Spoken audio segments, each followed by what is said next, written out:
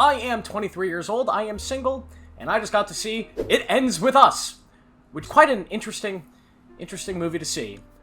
Very, very lonely here, guys. Very lonely. It Ends With Us is a brand new film adapted from a book written by Colleen Hoover. I have not read many Colleen Hoover books. In fact, I have not read any Colleen Hoover books. But it follows this girl, Lily Bloom, as she deals with relationship stuff. An abusive boyfriend, a boyfriend who's not so abusive, and you get a romance movie. A movie about love and McDreamies and guys that are probably going to be on the next season of Grey's Anatomy. The film stars Blake Lively and a bunch of other people that I don't really know other than Blake Lively. I know who Blake Lively is. There's a lot of drama and controversy going around with this movie that I am not in the know of. Like, I think they're canceling certain people and not canceling others and getting mad at actors, and apparently they're fighting.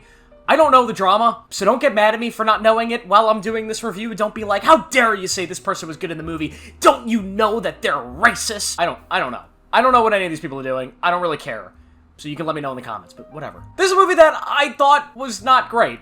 And it's not because I'm single and lonely, it's just because this was a very odd movie, a very odd adaptation of a book. It's an adaptation of a book where they literally took the book, at least from my perspective of what I'm hearing, took the dialogue that's written in the book, and just kind of filled the script with book lines. Now, of course, most movies are adapted from books, but when you write the script adapting that novel, you usually change a lot of the dialogue because there's a very big difference between novel dialogue and movie dialogue. There are some things said in books that do not sound good in movies. This movie did not do that. So from the first moment this movie started, they were reciting lines that I can immediately tell were written probably should not have been said in the movie. Some of the lines in this movie are so corny and so cheesy and so bad that it made the movie so entertaining. So plus for this one. This movie is also really, really long, and I don't know if it's because the book is big and I wanted to hit a lot of the notes from the book. The person that I saw it with informed me that I have been informed by other people who have read the book that the book is actually, they didn't adapt everything from it. They actually cut some stuff out. I don't know. All I know is this movie is really, really long. Coincidentally, it's called It Ends With Us, right? The words "it ends" is in this movie, but by God,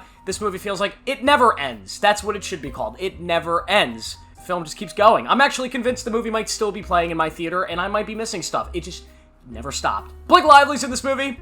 That's pretty much the most I could say about her. I mean, she does some stuff in this movie that's good. There are scenes where she puts in really good work, and there's other scenes where it's just as basic and ground level as you can get in a film like this. And that's really my biggest complaint with this movie as a whole, is it's just kind of ground level for this kind of stuff. You see this movie all the time. You turn on Lifetime TV right now, you are seeing a better version of It Ends With Us right now on that channel with people that are not as famous as Blake Lively. And her performance is just kind of dull because of that. Everything that happens in this movie is predictable from the moment the film starts. Every beat, every action, everything you see coming from a mile away. So there really isn't any drama or tension or believability in what's going on with these characters in this first romance between her and this brain surgeon who's kind of a douchebag, and then her childhood love, you know, who comes back into her life. Everything happens very, very predictably. There are some sprinkles of really good stuff. There are some traumatic stuff that happens within her first relationship. Some really bad, dark things that I think they did some bold stuff with on screen. They have some scenes that are filled with tension and actually some suspense and made me feel extremely uncomfortable. And those moments are so much more profound than just about anything else that happens in this movie. Everything else I found to be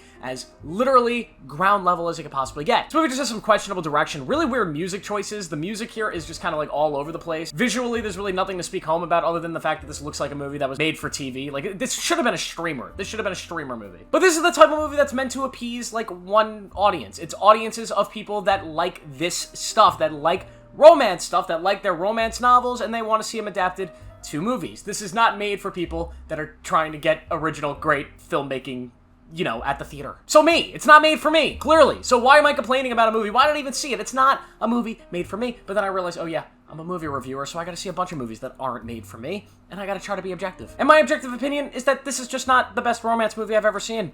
I'm sorry. Am I saying that because I'm bitter and single and lonely? Yes, because god damn it, Atlas. Oh, what a guy. I love Atlas in this movie, and I wish I was him. Not with Blake Lively, though. Overall, I didn't exactly love It Ends With Us. It's not terrible, but it's also just not really good. I will give it a 2 out of 5, but if this is your type of thing, and you know before you even see this movie if it's going to be your type of thing, you'll probably find it to be a 4, maybe even a 5. You'll shed a tear or two. This is a beautiful movie to go watch with your significant other and just be so happy and leave the movie theater and be so happy because you're in a relationship and you're just so so fucking happy and amazed at your life and how good things are, and you're not going back to your house to play the Call of Duty Black Ops 6 beta by yourself. Life's tough. But hey, I got my YouTube channel. I got all of you, like, I don't know how many people are gonna watch this video, but I got some people watching. So please make sure to like this video, subscribe for more, turn on notifications to help my sanity. Thank you for watching. I'll see you in the next one.